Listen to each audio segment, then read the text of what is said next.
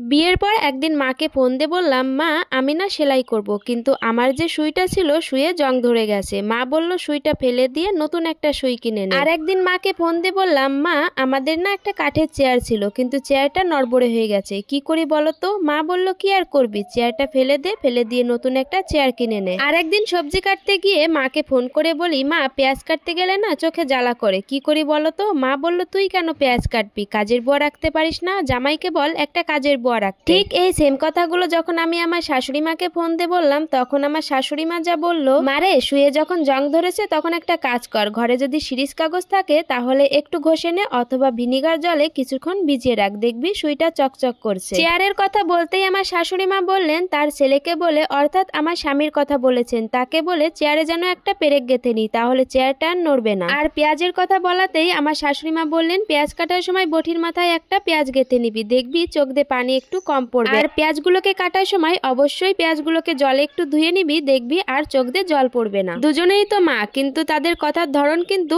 আলাদা ছিল। চলুন এবার আসি মূল কথায়। যখন আমার শ্বশুর বাড়ির লোকজন আমাকে দেখতে এসেছিল, তখন আমার শাশুড়ি এবং স্বামী আমাকে কিন্তু অনেক পছন্দ করেছিল, কিন্তু আমার শ্বশুর মশাই আমাকে পছন্দ করলেও আমার মাকে তেমন একটা পছন্দ করেনি। আর যখন বিয়ের আগে আমি এই কথা জানতে পেরেছিলাম, তখন আমি এই ঘরে আর আসতেই চাই, কারণ আমার কথা হচ্ছে আমার মাকে যে বাড়িতে সম্মান দিবে না, দাম দিবে না, সেই বাড়িতে আমি কখনোই যাব না। কিন্তু আমার বাবা আমাকে বুঝিয়েছে, তুই ওই বাড়িতে যা মা, ছেলেটা অনেক ভালো, আমি খোঁজ নিয়ে দেখেছি ছেলের পরিবারটাও অনেক ভালো, তুই ছেলেটাকে বিয়ে কর, বিশ্বাস কর, তুই ওখানে গিয়ে অনেক সুখে থাকবি। আমিও বাবার কথা আর ফেলতে পারিনি, তাই আমিও ঠিকই বিয়ের জন্য রাজি হয়ে যাই। বিয়ের পর আমি মাকে প্রায় ফোন দিতাম, কিন্তু আমার মায়ের কথাগুলো শুনলে আমার কেমন জানি একটু বিরক্ত লাগতো। আমি হচ্ছে ঘরের বউ, আমার মা আমাকে শেখাবে, বোঝাবে কি করে ঘরে শান্তি আনতে হয়, কি করে স্বামীর টাকায় সন্তুষ্ট থাকতে হয়, কিন্তু আমার মা আমাকে কিভাবে যেন খেপিয়ে দেওয়ার চেষ্টা করত। আমি যেন স্বামীর উপর চাপ দিই, এটা কিনতে হয় ওটা কিনতে হয়, এভাবেই আমার মা আমাকে বোঝাতো। কিন্তু এই বিষয়গুলো না আমার মোটেও ভালো লাগতো না। আর আমিও দেখেছি আমার মায়ের কথা মতো চলতে গেলে আমার স্বামীও যেন আমার উপর খেপে যেত, এতে করে আমার সংসারেও অশান্তি লেগেই থাকতো। এরপর থেকে আমি আমার শাশুড়ির কাছে যখনই ফোন দিয়ে কিছু জানতে চাইতাম, সেও ঠিকই বুদ্ধি করে উত্তর দিত। কোনো সমস্যায় পড়লে কিংবা ঘরের কোনো জিনিস নষ্ট হওয়ার আশঙ্কায় থাকলে আমার শাশুড়ি মা আমাকে বুদ্ধি করে বুঝিয়ে দিত জিনিসটা কিভাবে সঞ্চয় করতে হয়, অথবা জিনিসটা কিভাবে সঠিকভাবে ব্যবহার করতে হয়। আর তখন আমি খুব লাকি ফিল করতাম, ভাবতাম ভাগ্য করে এমন একটা শাশুড়ি পেয়েছি যে আমাকে সংসার করতে শিখিয়ে দেয়। তবে আমার মায়ের জন্য খুব খারাপ লাগতো যে আমার মা সুন্দর করে আমাকে কিছু বোঝায় না, কেমন যেন একটা চাপিয়ে দেওয়ার চেষ্টা করতো। আমি ছোটকালে দেখেছি আমার মা বাবার সাথেও ঠিক এমনটাই করতো। মা প্রায় সময় দুপুরে রান্না বান্না করতো না, পাশের বাড়ি গিয়ে বসে থাকতো, গল্প গুজব করতো, আর পরে বাবা বাধ্য হয়ে হোটেল থেকে খাবার নিয়ে আসতো। আর ঠিক এভাবেই আমাদের সংসারটা চলতো। বিষয়টা এমন না যে আমার মা সবসময় রান্না বান্না করতো না, কিন্তু মাঝে মধ্যেই এমনটা করতো। এই বিষয়গুলো দ্বারা আমি এটাই বোঝাতে চাইছি যে